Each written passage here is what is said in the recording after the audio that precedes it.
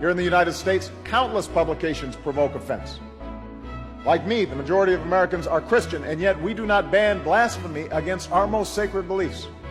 As president of our country and commander-in-chief of our military, I accept that people are going to call me awful things every day, and I will always defend their right to do so.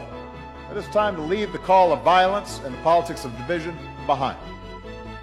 On so many issues, we face a choice between the promise of the future or the prisons of the past.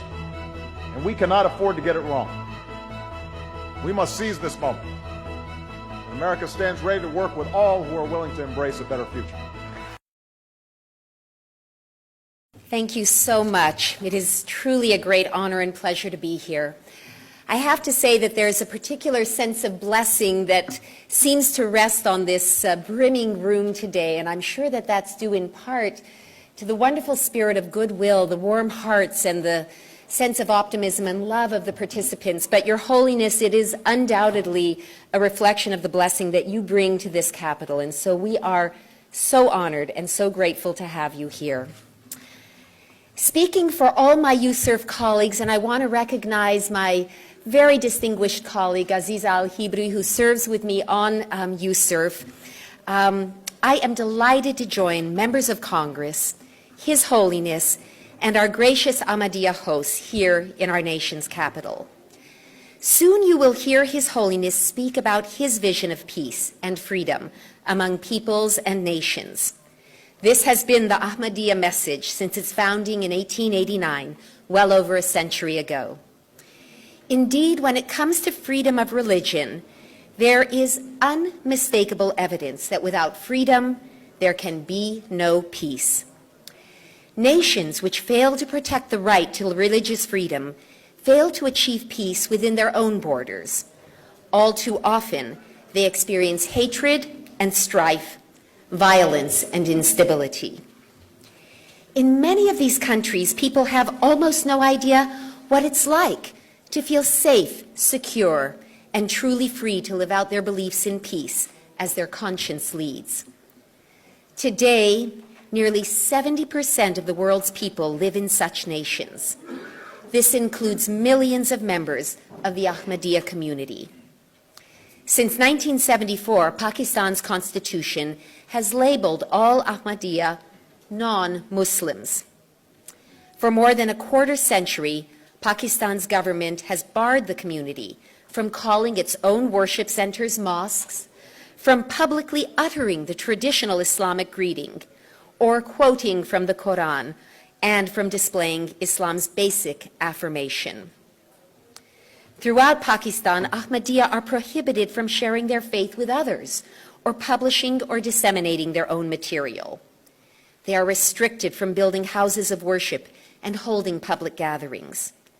And since they must register as non-Muslims to vote, Ahmadiyya, who insist they are Muslims, as they surely are effectively disenfranchised.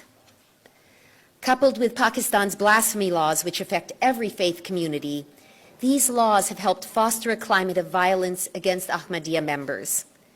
The terrible attack on Lahore mosques in May of 2010 was but one example. But sadly, Pakistan isn't the only country which violates the freedom of religion for Ahmadiyya. In Indonesia, since June of 2008, the government has seriously limited Ahmadiyya activity to private worship and prohibited members from telling others about their faith. Since that time, at least 50 Ahmadiyya mosques have been vandalized and 36 mosques and meeting places shut down. In parts of East and West Java and elsewhere, extremists pressure local officials to close places of worship or ban Ahmadiyya activity altogether. In Saudi Arabia, Ahmadiyya members have been deported for their beliefs. In Egypt, they have been charged under its blasphemy laws.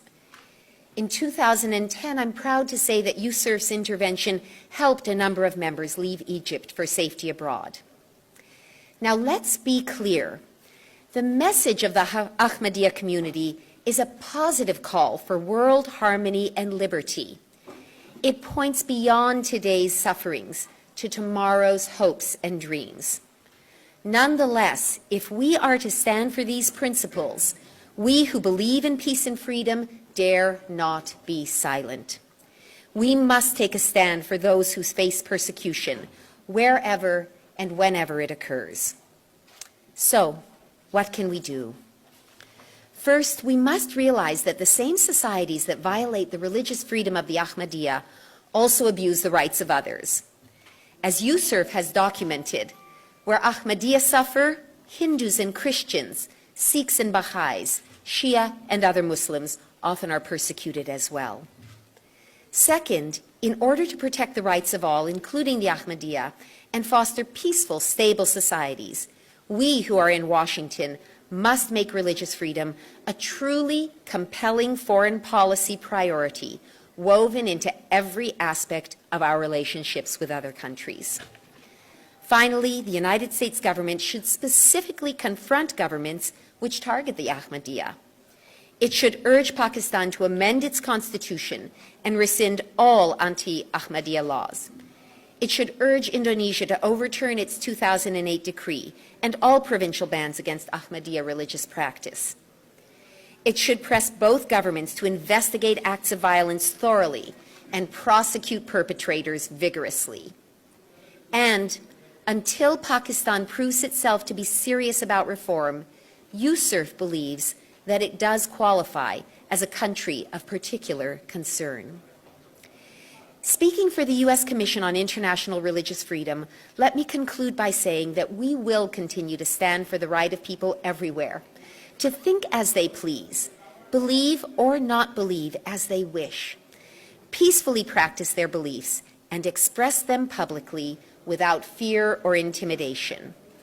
We are proud to stand with the Ahmadiyya community and proclaim together that these and other freedoms are the birthright of humanity. Thank you so much.